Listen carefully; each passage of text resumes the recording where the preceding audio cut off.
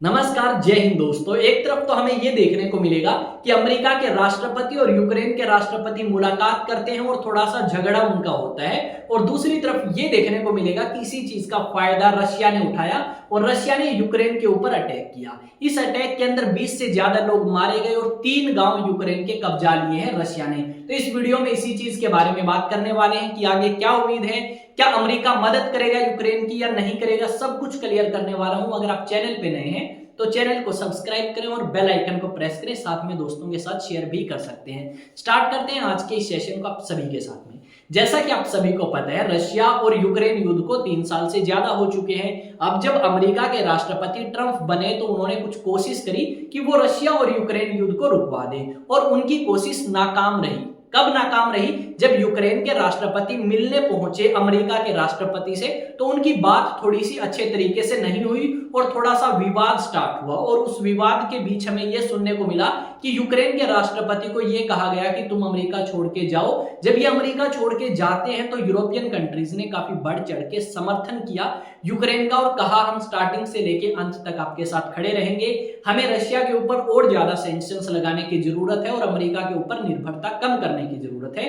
फिर European countries ने अपना एक कह सकते हो डिफेंस बजट पेश किया गया, जिसमें लगभग उन्होंने 800 अरब डॉलर की खर्च करने की बात कही। इस तरीके की न्यूज़ें सामने आई। उसके बाद हमें यह सुनने को मिलेगा कि अभी रिसेंटली सैटरडे और फ्राइडे के दिन आपके अटैक किए गए रशिया के द्वारा, और उन अटैक्स के अंदर आपके 20 से ज्यादा यूक्रेनियंस मारे गए और 3 गांव यूक्रेन के कब्जा लिए रशिया ने।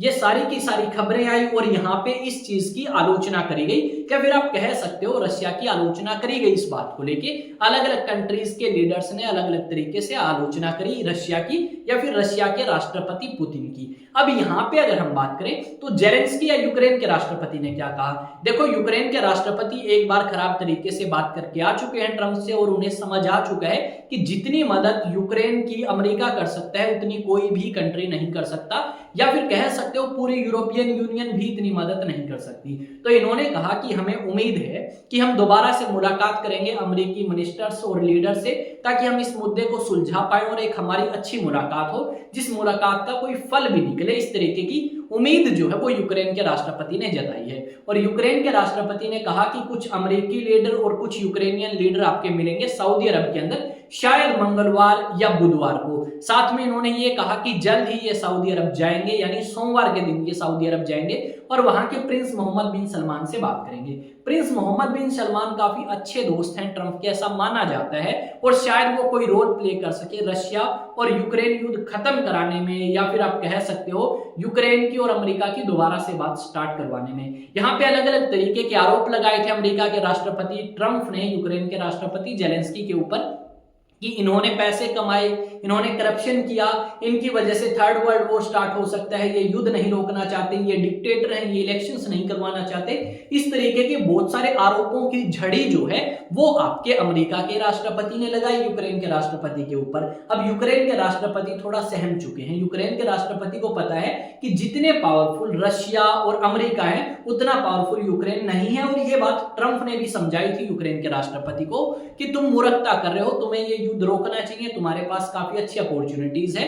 और साथ में आपके अमेरिका के राष्ट्रपति ने ये भी बात कही, जब इनकी बात नहीं बनी या फिर ये युद्ध रुकवाने में रोल प्ले नहीं कर पाए, कि वो जल्द ही नॉर्थ अटलांटिक ट्रीटी ऑर्गेनाइजेशन से भी अपने आप को पुल आउट कर लेंगे अगर यूरोपियन कंट्रीज पैसा खर्च नहीं करती हैं तो। यानी आप कह सकते हो अमेरिका ना सिर्फ यूक्रेन का बल्कि और कंट्रीज का भी साथ छोड़ने के लिए तैयार है अगर अमेरिका को फायदा नहीं होगा तो। यहां पे अगर आप बात करोगे तो अमेरिका ने स्पष्ट कर दिया है कि उन्हें बदले में कुछ चाहिए, और उन्होंने डिमांड भी करी थी रेयर अर्थ मिनरल्स की। और इन्हीं रेयर अर्थ मिनरल्स की डिमांड करी जब अमेरिका ने, तो इसी मुद्दे के ऊपर बात करने के लिए यूक्रेन के राष्ट्रपति अमेरिका गए। पर बात कुछ ऐसी हुई जिसके चलते हुए इनकी आपस में कह सकते हो बात विवाद में बदली, और विवाद के बाद ये एक दूसरे से दूर होते गए। और बाद में अमेरिका के विदेश मंत्री और राष्ट्रीय सुरक्षा सलाहकार ने यूक्रेन के राष्ट्रपति को आके कहा कि आप व्हाइट हाउस को छोड़ के जल्दी अपने देश की तरफ निकल लें। फिलहाल ये खबर आई है कि ये जो क्षेत्र है मैप के अंदर, यहाँ पे आप देख पाओगे इस क्षेत्र के 3 गांवों में दोबारा से कब्जा कर लिया है। किसने भाई? रशिया ने। और ये काफी कह सकते हो इंपॉर्टेंट क्षेत्र है। एक बार रशिया ने पहले किया था, फिर यूक्रेन ने छुड़वा लिया था अगस्त महीने में लास्ट ईयर, फिर दोबारा से अब रशिया ने कब्जा कर लिया है। यहाँ पे ये सारी चीजें पॉसिबल कब हुई?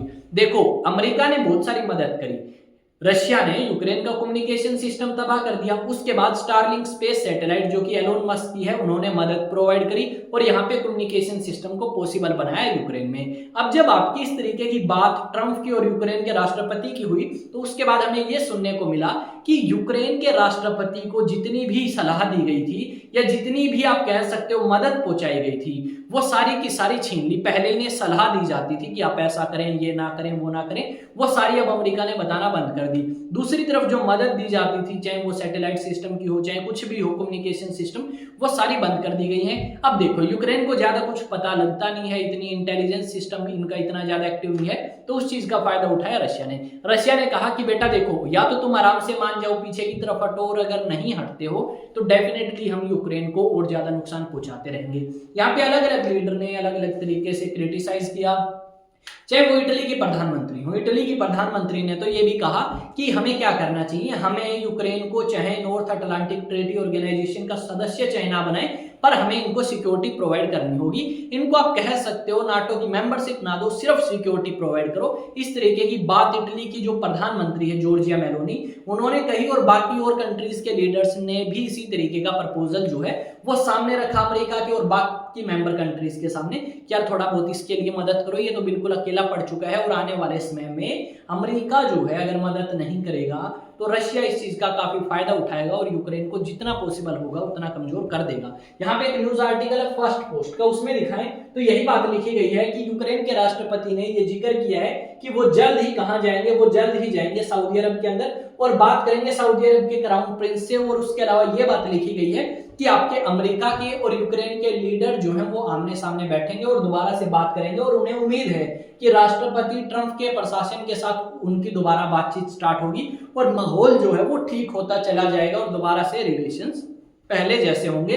ये इन्हें उम्मीद जो है दोबारा से है। पर यहाँ पे आपको क्या लगता है, क्या राष्ट्रपति ट्रंप दोबारा मुलाकात करने के लिए एग्री होंगे या नहीं होंगे, वो हमें देखना होगा। पर इस चीज को कंफर्म कर दिया गया है कि मंगलवार मार्च 2025 अगर हम बात करें आने वाले मंगलवार की, यानी कि जो आपका कब होगा 11 तारीख को, ठीक है, उस दिन मुलाकात करेंगे और अलग अलग मुद्दों के ऊपर बात करेंगे। ये देखते हैं उस टाइम क्या बातचीत होती है, किस तरीके से अमेरिका मोड़ लेगा या किस तरीके से अमेरिका दोबारा से फटकार लगाने वाला है रशिया को और काफी खरी खोटी सुनाने वाला है। सब कुछ हमें यहाँ पे क्लियर होगा। अगर आप चैनल पे नए हैं तो चैनल को आप सब्सक्राइब करें और बेल आइकन को प्रेस करें ताकि जैसे ही वीडियो अपलोड हो उस वीडियो की नोटिफिकेशन आप तक पहुंच पाए। चैनल आपका अपना है, सब्सक्राइब करना ना भूलें, शेयर करना ना भूलें, बेल आइकन को प्रेस करें और चैनल को सब्सक्राइब करें। मिलते हैं एक नए सेशन में एक नई न्यूज नई अपडेट के साथ। और हम सौभाग्यशाली हैं कि हमारे देश में इस तरीके की कोई एक्टिविटीज नहीं होती और ना किसी की हिम्मत कि भारत के ऊपर अटैक कर दे।